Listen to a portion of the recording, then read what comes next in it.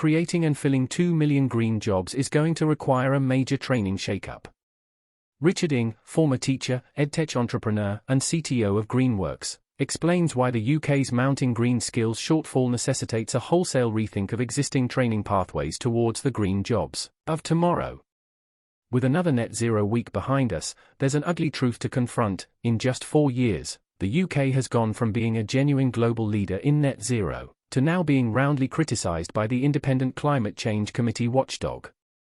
Unfortunately, it's the young people and reskilling adults whom we serve in the education sector that will suffer the most from this, and decisive action will be needed to secure their futures. Government delivery that requires improvement. Back in 2019, the UK became the first G7 nation to legislate for legally binding net zero targets. Now, 4 years and 3 prime ministers later, the Climate Change Committee has observed that the government's activities do not show satisfactory progress. By Ofsted's grading system, that would make it inadequate, the only level below the old satisfactory grade. Ambitious targets which lack follow-up delivery is, of course, entirely familiar to those of us who work in the education sector and have seen government targets on teacher training repeatedly missed. However, there are even larger targets in the green workforce, with seriously high stakes for if they get missed. Challenges for the workforce, climate and economy. There are an estimated 30 to 60 million green workers needed by 2030 globally, with the UK government targeting the creation of 2 million skilled green jobs over the same period. These roles are a mammoth £1 billion bottleneck for our economy and net zero, with the £1.5 billion Green Homes grant from a few years ago derailed by a workforce shortage.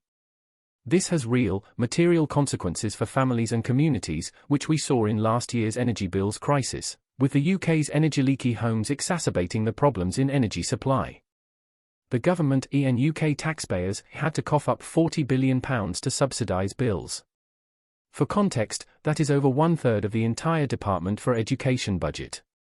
So, it's clear that there is both a moral imperative and economic imperative to prioritise green jobs and skills. What does it mean in practice? Increasing visibility on green jobs. To begin with, we need to make sure that learners can access and understand what these green jobs are and why they're important. When I talk to learners and teachers, I've found that some think a green job means being a tree planter. Others think it means getting a fancy degree and developing some sophisticated carbon capture machine. For example, most people have never heard of a retrofit assessor, but we'll need 50,000 of them in the UK by 2030. It adds up to 500,000 people needed in domestic retrofit roles by 2030, making net zero a brilliant career opportunity for people looking for future-proof skills that make a difference, and get them into a high-growth sector.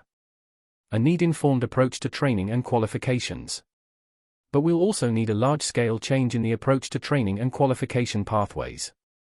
For example, it could take you as long as 5 years to even start a solar panel installation qualification, because the existing system tries to shepherd people through a full electrical qualification as an entry requirement. This needs to change. Firstly, it's not suited to industry.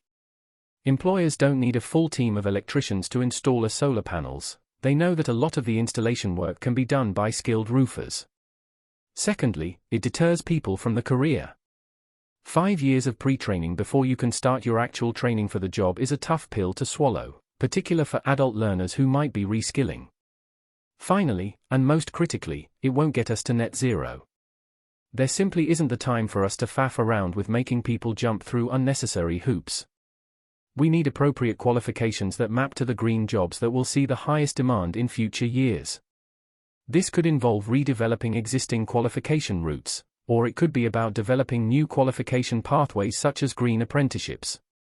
This could shift us towards more on-the-job training, supplemented by shorter, modular learning, so that the training doesn't force people out of the workforce for prolonged periods.